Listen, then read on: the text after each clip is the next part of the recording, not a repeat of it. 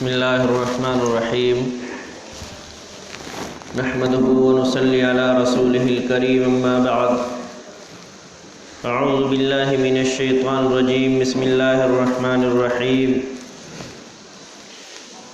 ان الصلاة تنہی عن الفحشاء والمنکر قال النبی صلی اللہ علیہ وسلم الصلاة عماد الدین فمن اقامها اقام الدین فمن هدمها هدم الدین او کما قال علیہ الصلاۃ والتسلیم۔ میرے محترم بزرگوں اور دوستو، اللہ رب العزت نے ہمیں دنیا میں بھیج کر کے بہت ساری ذمہ داری ہم پر عائد کی ہیں، جو حقوق کے تعلق سے اور حقوق العباد اور حقوق اللہ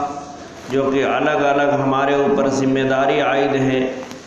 ان میں سب سے زیادہ اہم اور سب سے زیادہ بافضیلت اور تمام اعمال کے مکمل اور تمام اعمال کے قبول ہونے کا دار و مدار وہ نماز پر ہے۔ اللہ کے نبی صلی اللہ علیہ وسلم نے ارشاد فرمایا کہ جو لوگ دین کو قائم رکھنا چاہتے ہیں، دین کی اشاعت کرنا چاہتے ہیں، دین کو مضبوطی اور تقویت دینا چاہتے ہیں، ان کو چاہیے کہ وہ نماز کی پابندی کریں، ان کو چاہیے کہ وہ نماز پڑھا کریں، ان کو چاہیے کہ وہ مسجد میں آ کر کے ہمارے سامنے سجدہ ریز ہوں۔ اور جو لوگ نماز نہیں پڑھتے یا نماز کو اہم عبادت نہیں سمجھتے تو وہ ایسے ہیں جیسے کہ وہ دین کو ڈھا رہے ہیں۔ نماز دین کا ستون ہے، جو قائم کرنا چاہے تو اسے چاہیے کہ وہ نماز پڑھے، اور جو لوگ نماز نہیں پڑھتے تو وہ سمجھ لیجئے کہ وہ اس کو ڈھاتے ہیں، یعنی دین کے اندر کمزوری پیدا کرتے ہیں، دین کے اندر ضعف لاتے ہیں۔ معلوم یہ ہوا کہ نماز بہت اہم عبادت ہے۔ آج معاشرے میں بہت ساری جہاں برائی پائی جاتی ہے، وہاں یہ بھی ہماری کاہلی اور کوتاہی ہے کہ ہمارا معاشرہ نماز سے بہت دور ہے، جبکہ یہ اللہ رب العزت کا فرض کردہ اہم مسئلہ ہے کہ جس کی ادائیگی ہمارے اوپر لازم اور ضروری ہے۔ اگر ہم اس کو ادا نہیں کریں گے، اگر ہم اس کو پورا نہیں کریں گے، پھر اللہ رب العزت آخرت میں اس کے بارے میں ہم سے سوال کرے گا اور پوچھے گا۔ گویا کہ یہ اللہ رب العزت کا قرض ہے کہ جس کا ادا کرنا ہم سب پر فرض اور ضروری ہے، چاہے وہ مرد ہو یا عورت، بوڑھا ہو یا لاغر کمزور، جس حال میں بھی جیسے بھی ہو، اس کو ادا کرنا ضروری ہے۔ اس لیے کہ اللہ رب العزت نے یہ تحفہ دے کر کے بھیجا ہی اس لیے ہے تاکہ میرا بندہ جا کر کے اس کی ادائیگی دنیا میں کرے۔ اور دنیا میں بہت سارے مسائل کا اور بہت ساری خرافات کا ہم سے سرزد ہونا اور اس کا ارتکاب ہونا، اس کی یہ وجہ ہے جو قرآن پاک نے فرمائی کہ نماز جیسے عبادت ہم چھوڑتے ہیں تو پھر ہم بے حیائی میں مبتلا ہو جاتے ہیں، نماز جیسی اہم عبادت کو ہم ترک کرتے ہیں تو پھر ہم دیگر گناہوں میں ملوث ہو جاتے ہیں۔ قرآن پاک میں کہا کہ جو لوگ نماز پڑھتے ہیں وہ بے حیائی اور تمام گناہوں سے دور رہتے ہیں، اس لیے کہ اللہ کی عبادت اور اللہ کا قرب جتنا نماز کے اندر ہے اتنا اور کسی عبادت کے اندر نہیں ہے۔ فرمایا کہ اگر اللہ رب العزت سے کوئی بات کرنا چاہے تو وہ نماز پڑھا کرے، اللہ رب العزت سے ڈائریکٹ اگر کوئی رابطہ کرنا چاہے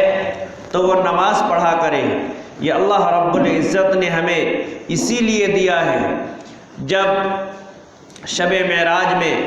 جناب رسول اللہ صلی اللہ علیہ وسلم کو یہ نماز کا تحفہ دیا گیا، آپ نے صحابہ کو سنایا اور سمجھایا اور بتایا کہ ہم پر 5 وقت کی نماز فرض کی گئی ہے، جو کہ 50 نمازوں کے مقابلے میں ہم کو تخفیف کر کے 5 نمازیں دی گئی ہیں، لیکن یہ نماز کی ایک ایک رکعت کی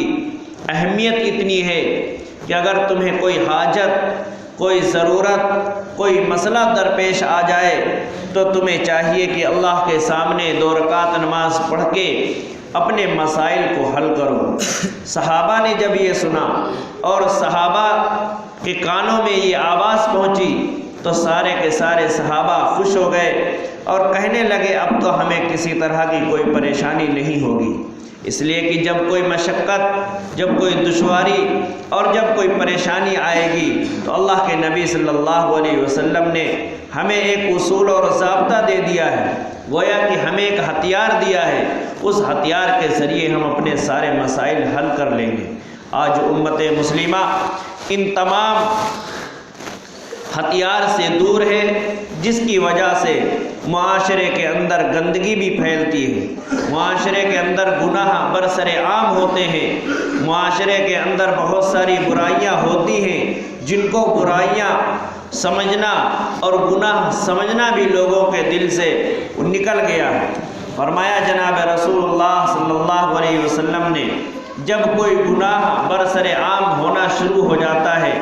لوگوں کے دلوں سے اس کی برائی نکل جاتی ہے، پھر لوگ اس کو برا نہیں سمجھتے۔ جیسے کہ نماز کا چھوڑنا گناہ کبیرہ ہے، فرض کا چھوڑنا گناہ کبیرہ ہے، عام طور پر لوگ اس کو گناہ نہیں سمجھتے۔ لوگ یہ نہیں سمجھتے کہ ہم نے خدا کی نافرمانی کی ہے، حالانکہ 5 وقت نماز ہر مسلمان پر فرض ہے، اور آج مسجدیں خالی ہیں، جس کی وجہ یہ ہے کہ لوگوں نے اپنے اوپر اس کو قرض نہیں سمجھا۔ اگر آج بھی قرض سمجھیں تو یقیناً مسجدوں میں جگہ نہ رہے۔ اگر جس دن مسجدیں بھرنا شروع ہو جائیں گی اس دن امت مسلمہ کے مسائل بھی ختم ہو جائیں گے۔ آج جیسے امت مسلمہ ششپنج میں مبتلا ہے، ہر اعتبار سے پریشان ہے،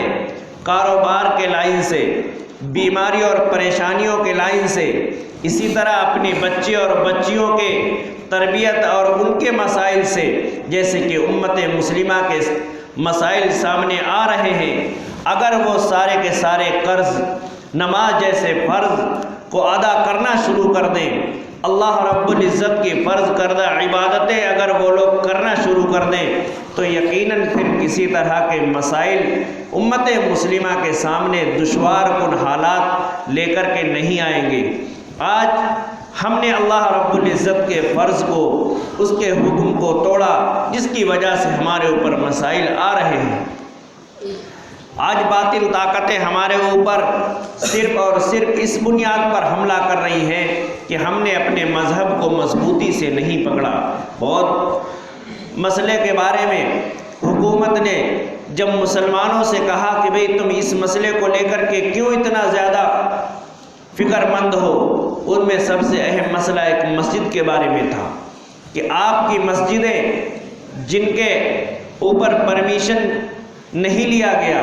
یا وہ مسجدیں جن کا بینامہ نہیں ہے، وہ کسی کی دی ہوئی جگہ میں مسجد بنی ہوئی ہے، اس کا قانونی طور پر خاتمہ ہونا چاہیے، اس کو شہید کر دیا جائے۔ مسلمانوں نے اس مسئلے کو لے کر کے عدالت میں بات رکھی تو عدالت میں حاکم نے یہ کہا اچھا یہ بتاؤ تم ان مسجدوں کے بارے میں اتنے فکر مند ہو کہ جن کا بینامہ نہیں ہے، یا جو تمہارے نام مسجدیں نہیں ہیں، جن کی جگہ تمہارے نامزد نہیں ہے، اور ان مسجدوں کا حال تو دیکھو جو تمہارے نام ہیں، جو تمہاری مسجدیں قائم ہیں، ان مسجدوں میں بھی تم عبادت نہیں کرتے ہو۔ معلوم یہ ہوا کہ ہماری کمزوری ہر اعتبار سے سامنے نظر آ رہی ہے۔ کہ اگر آج ہم یہ مسجدیں اپنی بھر دیں تو وہ مسجدیں جو جن مسجدوں میں کسی مقدمات کی وجہ سے یا دوسرے غیر قانونی ہونے کی وجہ سے جن میں تالے لگے ہیں تو یقیناً وہ تالے کھل سکتے ہیں، لیکن ہم نے ان مسجدوں کو ہی نہیں بھر سکے اور یہ مسجدیں خود ہماری خالی ہیں، تو ان مسجدوں کو ہم کیسے آباد کر سکتے ہیں؟ اس لیے میرے بھائیوں اور دوستوں، ضرورت ہے اس بات کی کہ آج ہم اپنے اہم فریضے کو چھوڑ کر اور اسی طرح غفلت کی زندگی گزار کر اپنے آپ کو یہ سوچیں کہ ہم سکون اور راحت کی زندگی گزاریں یا راحت اور سکون کی زندگی ہمیں مل جائے، ہرگز ایسا نہیں ہو سکتا۔ اس لیے ہمیں بہت غور و فکر کرنے کی ضرورت ہے اور حالات کے اور زمانے کی گردش کو دیکھ کر اس وقت مسلمانوں کو اپنے ایمان کا جائزہ بار بار لینا چاہیے کہ کہیں ایسا تو نہیں ہے کہ باہر کے ممالک اور باہر کے صوبائی طور پر ہمیں خبریں جہاں مل رہی ہیں مسلمانوں پر ظلم و زیادتی کی، ایسا تو نہیں ہے کہ اللہ کی جانب سے ہمارے اوپر بھی کہیں قہر اور عذاب نہ آ جائے۔ اس لیے آپ سبھی سے درخواست ہے کہ جس حال میں بھی، جہاں بھی، جیسے بھی ہو سکے نماز کی پابندی کریں، اپنے گھر کے بچوں کو پابند نماز کا بنائیں، اسی طرح اپنے گھر کی مستورات کو بھی اس بات کی تلقین کریں کہ وہ نماز کی پابندی کریں۔ اللہ رب العزت ہم سب کو عمل کی توفیق عطا فرمائے۔ وآخر دعوانا الحمدللہ رب العالمین۔ آپ ذرا سنت پڑھ لیجئے جن حضرات نے سنت پڑھا۔